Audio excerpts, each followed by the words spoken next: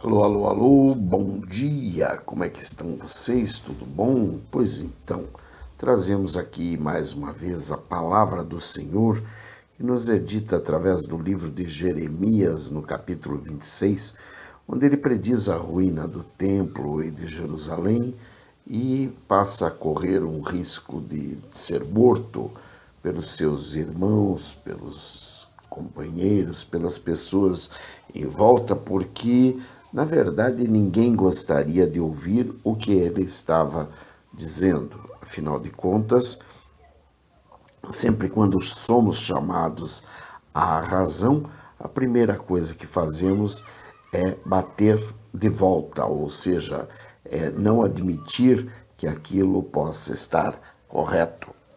Bem, diz assim a palavra do Senhor.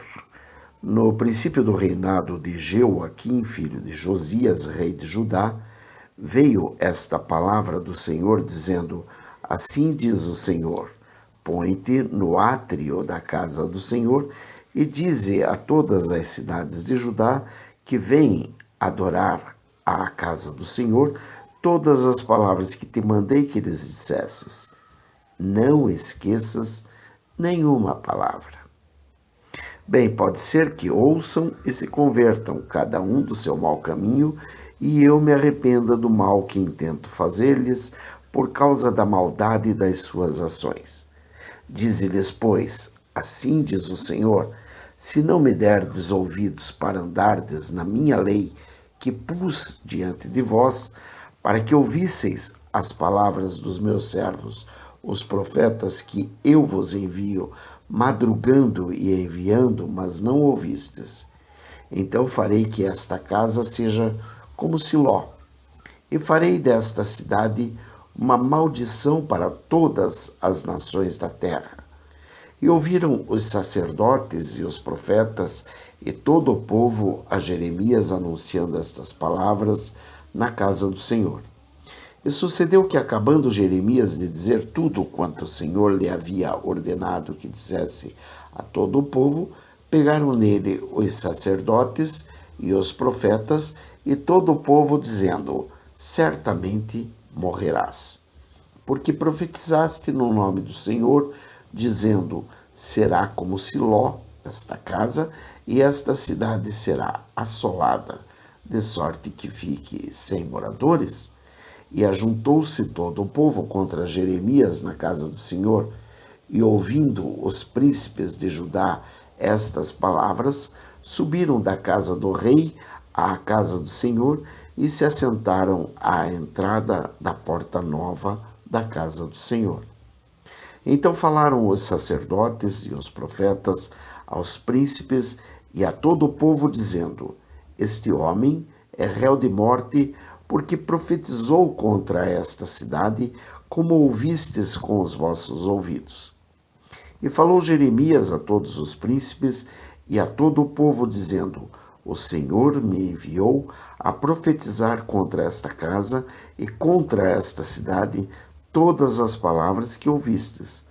Agora, pois, melhorai os vossos caminhos e as vossas ações, e ouvi a voz do Senhor, vosso Deus, e arrepender-se-á o Senhor do mal que falou contra vós. Quanto a mim, eis que estou nas vossas mãos. Fazei de mim conforme o que for bom e reto aos vossos olhos. Sabei, porém, com certeza, que se me matardes a mim, trareis sangue inocente sobre vós e sobre esta cidade e sobre os seus habitantes, porque na verdade o Senhor me enviou a vós para dizer aos vossos ouvidos todas estas palavras. Então disseram os príncipes e todo o povo aos sacerdotes e aos profetas: Este homem não é réu de morte, porque em nome do Senhor nosso Deus nos falou. Também se levantaram alguns dentre os anciãos da terra e falaram a toda a congregação do povo, dizendo: Miqueias, o morastita, profetizou nos dias de Ezequias, rei de Judá, e falou a todo o povo de Judá, dizendo: Assim disse o Senhor dos Exércitos: Sião será lavrada como um campo, e Jerusalém se tornará em montões de pedras, e o monte desta casa como os altos de um bosque. Mataram-ne porventura Ezequias, rei de Judá, e todo o Judá? Antes não temeu este ao Senhor, e não implorou a favor do Senhor? E o Senhor se arrependeu do mal que falara contra eles, e nós não fazemos um grande mal contra a nossa alma? Também houve um homem que profetizava em nome do Senhor, Urias, filho de Semaías, de Quiriate Jeraim. Ele profetizou contra esta cidade e contra esta terra, conforme todas as palavras de Jeremias. E ouvindo o rei Jeoaquim e todos os seus valentes e todos os príncipes as suas palavras, procurou o rei matá-lo. Mas ouvindo isto, Urias temeu e fugiu e foi para o Egito. Mas o rei Jeoaquim enviou uns homens e a Eunatã, filho de Acbor, ao Egito, e eles tiraram a Urias do Egito e o trouxeram ao rei Jeoaquim, que o feriu à espada e lançou o seu cadáver nas sepulturas dos filhos do povo. A mão, pois, de Aicão, filho de Safã, foi com Jeremias para que o não entregassem nas mãos do povo para ser morto. Pois muito bem, o que nós vemos aqui é a palavra de Deus nos lembrando que sempre que nós não seguirmos a sua santa palavra, ele poderá sim mandar seus servos, os profetas, a fim de que nos oriente sobre como nós devemos proceder. Ou seja, ele nos mandará seus servos, os profetas, que vão nos admoestar de forma que nós temos que observar o que está acontecendo. Quer dizer, nós não temos que simplesmente... Veja, o que você tem que fazer é sempre comparar com o que diz a Santa Palavra. Ou seja, você busca na Santa Palavra o correlato daquilo que te está sendo dito. Dentro daquilo que está sendo dito, esse é o correlato na palavra, você vai ver se realmente é daquela forma ou não. O que Deus manda dizer normalmente é para que nós nos arrependamos e para que nós tomemos um novo caminho, a fim de poder, dessa forma, estar na presença do Senhor, limpos, lavados, salvos e remidos pelo sangue do Cordeiro, pelo arrependimento. Naturalmente, o arrependimento é a peça fundamental.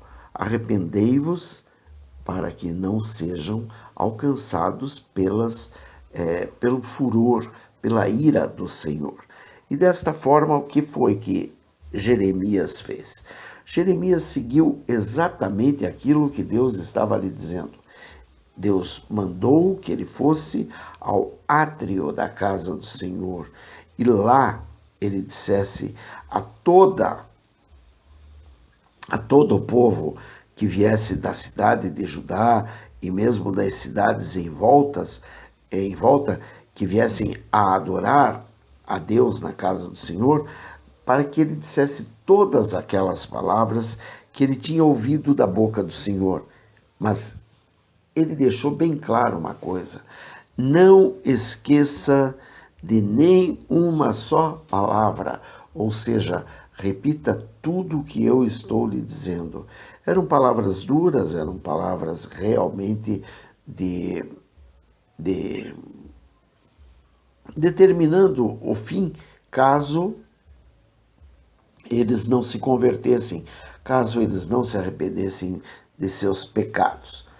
Bom, tanto eram palavras duras que a gente observa que o povo ficou em polvorosa, ou seja, inclusive o príncipe, todo o rei e tal, todos eles ficaram assim muito entristecidos, mas não entristecidos propriamente dito, senão com raiva de Jeremias, por Jeremias ser o portador daquela palavra. E por quê? porque aquilo estava muito correto. Ou seja, aquilo que estava sendo dito desagradava a grande maioria daqueles que estavam ouvindo aquela palavra, que não queriam ouvir a palavra. Então, porque o que o Senhor dizia? Arrepender-se-á o Senhor do mal que falou contra vós, caso vocês melhorem os vossos caminhos e as vossas ações. Isso dizia o Senhor através da profecia que foi entregue a Jeremias. Então nós vemos que o povo, de forma geral, as pessoas de forma geral, inclusive, e principalmente aqueles que estão na casa do Senhor, não gostam de ouvir as coisas como elas são e como elas chegam. Eles querem palavras da caixinha de promessa. Eles querem apenas ouvir aquilo que eles querem ouvir, nada mais do que isso. Tudo que passar disso, para eles não tem o menor valor. E como você muitas vezes pode chegar com uma palavra diferente, é natural que eles vão te olhar como um inimigo. E dessa forma vão procurar te maltratar, vão procurar te castigar e, quiçá, até te matar. Porque, afinal de contas, você, como ousa você levar uma palavra de tal peso a eles? Quer dizer, eles querem sim que você os trate como iguais e que você diga a eles tudo aquilo que eles vêm fazendo está muito correto, que tudo aquilo que eles vêm fazendo, Deus deles se agrada, como se o fato de você dizer isso ou aquilo fosse, como se Deus fosse, aceitar só porque você está dizendo bem deles. Eles não entendem e não querem entender que o problema não está em você aceitar o que eles fazem, e sim que Deus aceite o que eles fazem. Quando Deus aceita o que é feito, Deus mesmo manda seus servos, seus profetas, como fez no caso do varão valoroso. Ou seja, o varão valoroso ele é encontrado onde quer que ele esteja, não importa em que situação ele é encontrado pelo anjo, e o anjo assim o exalta. Por quê? Porque ele de fato é um varão valoroso. Agora, se você é uma pessoa que está andando em desalinho, andando em desacordo, ou seja, você quer o quê? Você quer que o anjo venha até você e diga que você é um varão valoroso? Ora, cria vergonha na cara, sabe? Vai se criar. Deus não está aí para passar a mão na cabecinha de vadio. Se você realmente for um varão valoroso, não tenha a menor sombra de dúvida que o Senhor assim te reconhecerá. Agora, o fato de você achar que é um varão valoroso não te faz, em hipótese alguma, o varão valoroso que você ousa achar-se. Bom, o que importa aqui é que nós vemos que a palavra que você leva, ainda que seja para bem deste ou daquele, ele não vai te ouvir, porque o interesse dele não é ouvir a palavra de Deus. O interesse dele é ouvir aquilo que ele quer ouvir. Ou seja, tudo aquilo que você trouxer de diferente, creia, não será aceito. Não será aceito porque vai confrontá-lo e não abençoá-lo. Isso me lembra da situação em que Dilma recebeu uma visita em Brasília, já falei isso inúmeras vezes, e não me canso de falar porque, infelizmente, isso fica sobre a cabeça daqueles que estiveram em Brasília, tiveram a oportunidade de admoestar, de repreender Dilma, de mostrar a Dilma que ela estava fazendo coisas erradas e não fizeram. Não fizeram, e muito do que estamos passando ainda hoje é culpa exatamente daquele silêncio. Por quê? Porque Deus demorou para nos dar a libertação, porque tinha apenas pessoas que queriam passar as mãos nas cabecinhas desses pilantras, desses safados, desses sem-vergonhas. É o caso, inclusive, do Apedeuta, que vive recebendo visitas de pessoas, até mesmo na sede da Polícia Federal, e que vão lá para dizer que Lula é bom, que Lula é isso, que Lula é aquilo. E muita gente que vai lá para a porta, pessoas, inclusive, que deveriam, por seu conhecimento, estar admoestando Lula. Veja bem, se você realmente gosta de Lula, e isso é um direito que você tem, sabe, você pode gostar da figura. Então o que você deveria fazer?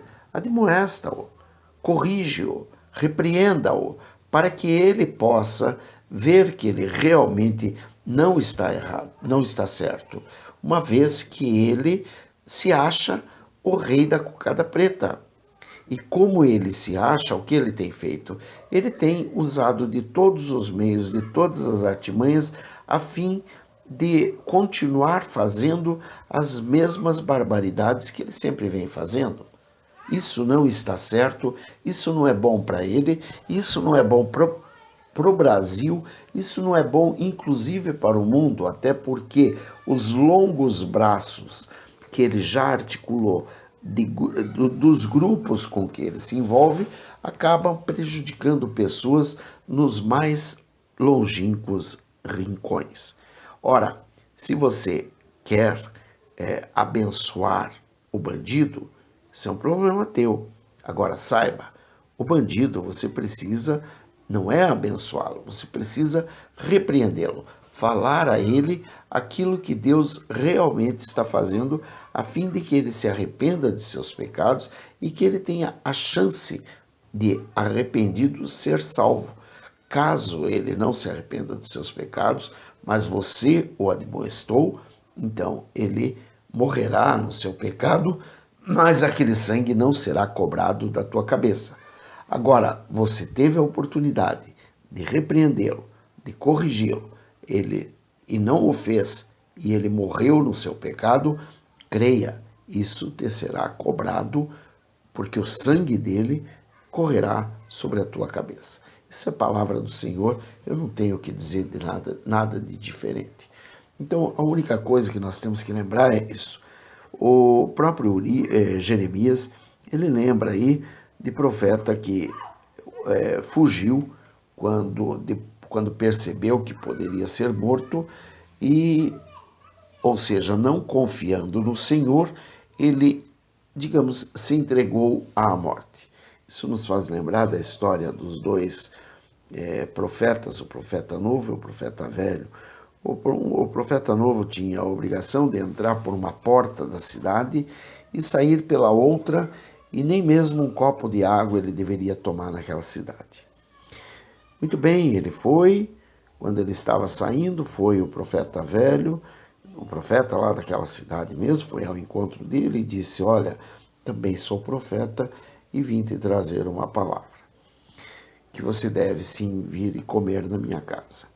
O profeta novo aceitou ir comer na casa daquele profeta, e ali, quando ele estava sentado durante a janta, o próprio profeta que o desviou do caminho foi usado por Deus para mostrar a ele que ele havia se desviado. E aí o profeta velho falou que ele seria morto e ele ficou bem entristecido com aquilo, saiu e no meio do caminho encontrou um leão que o matou, não comeu sua carne, mas o matou. Então vocês vejam que é muito importante obedecer a palavra do Senhor. E ao obedecer a palavra do Senhor, você deve confiar no Senhor, porque somente Ele é que pode te salvar. Veja, Ele pode te salvar das mãos dos homens, e Ele vai fazer, assim como Ele fez aqui com Jeremias, com que surja alguém lá mesmo entre os reis, os príncipes e tal, que te dê a mão. Como diz aqui no versículo 24, a mão, pois, de Aicão, filho de Safã, foi com Jeremias para que o não entregassem nas mãos do povo para ser morto. Ou seja, confie no Senhor. Se você está fazendo aquilo que Ele te mandou, se você está dentro da vontade dEle, pode confiar nele, porque Ele não vai te abandonar. Ele não vai permitir que nenhum mal te seja feito. Ou seja, você não precisa fugir, você não precisa fazer absolutamente nada, porque o Senhor é contigo. Agora, isto, claro, não quer dizer que você não deva estar sempre em oração, orando e agindo. Ou seja, eu oro e digo, Senhor, eu quero um carro, e aí eu vou trabalhar para poder comprar o carro que Deus vai me permitir que eu tenha.